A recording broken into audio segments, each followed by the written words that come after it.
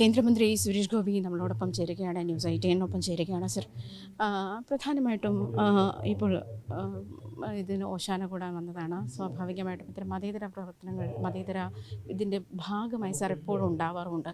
അപ്പോൾ എന്താണ് ശരിക്കും ഇപ്പോൾ ഈ ഒരു പ്രാർത്ഥനയുടെ ഭാഗം?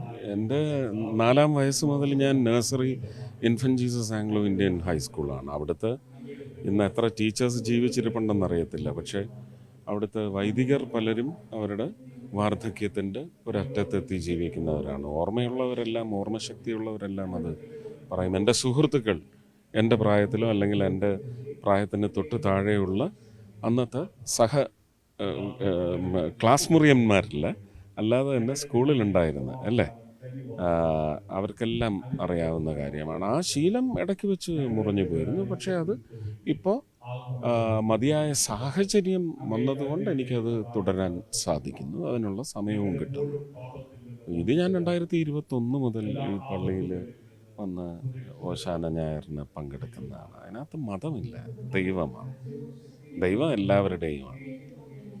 പിന്നെ ഉൾക്കൊള്ളാൻ പറ്റുന്ന ആ പ്രഭാഷണം, പ്രാർത്ഥനയുടെ ഒരു കോണ്ടന്റ് പരിശോധിച്ചാൽ അറിയാം.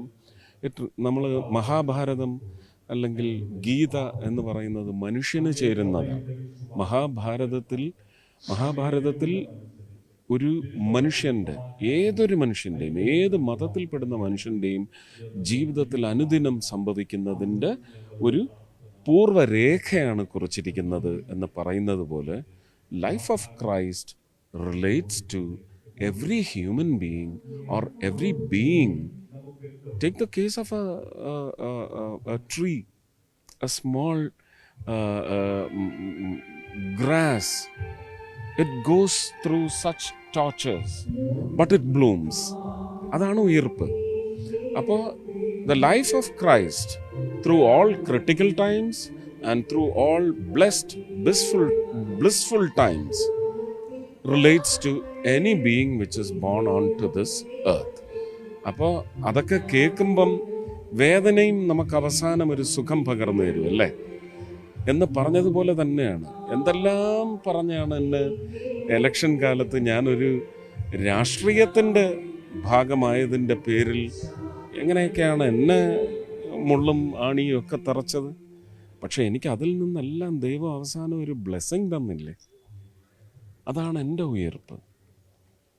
അപ്പോൾ this is full of message.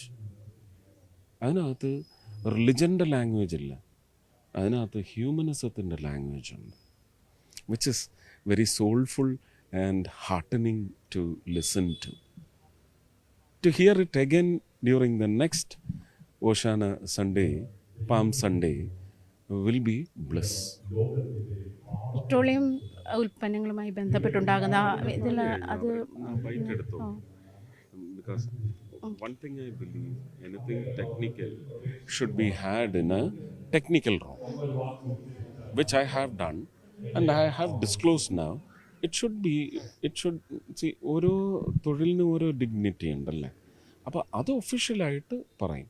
If you will come to my office, I don't say go to my office. It was quoted like that. The vicious angle of media, whichever media is it, it is viciousness, venomousness. I didn't say like the other person, go to. I said, come to my ministry. And one more thing, പ്രധാനമന്ത്രി എത്തുന്നതുമായി ബന്ധപ്പെട്ട് താങ്കൾക്ക് എന്തായാലും ഇവിടുത്തെ വലിയ ഒരു ഉത്തരവാദിത്വമുണ്ടല്ലോ. തെരഞ്ഞെടുപ്പുമായി ബന്ധപ്പെട്ടിട്ട് അത്തരം ഉത്തരവാദിത്തങ്ങളുടെ ഒരു അങ്ങനത്തെ ഒരു ടെൻഷനുണ്ടോ? എന്തെങ്കിലും ആശങ്കയുണ്ടോ തൃശ്ശൂരിനെ സംബന്ധിച്ച്? എന്താശങ്കയാണ്? തെരഞ്ഞെടുപ്പുമായി ബന്ധപ്പെട്ടിട്ട് തൃശ്ശൂരിനെ സംബന്ധിച്ചൊരു ആശങ്കയുണ്ടോ? ഒരാശങ്കയുമില്ല. ജനങ്ങൾ നിശ്ചയിച്ചത് ഞങ്ങൾ സ്വീകരിക്കും. ജനങ്ങളുടെ നിശ്ചയം കൃത്യമായിരിക്കണേ. 5 വർഷം ഒരു ഭരണത്തെ പുലഭ്യം പറഞ്ഞിട്ട് കാര്യമില്ല.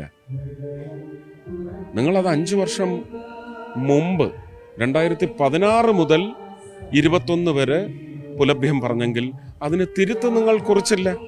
ഞങ്ങൾ എന്ത് ചെയ്യും? ഇപ്പോൾ 2021 മുതൽ 26 വരെ തിരുത്ത് കുറിക്കണം. കുറിക്കൂ. ഞങ്ങൾ സജ്ജമാണ്, ഞങ്ങൾ സന്നദ്ധമാണ് എന്നല്ലേ ഞങ്ങൾക്ക് പറയാൻ പറ്റൂ.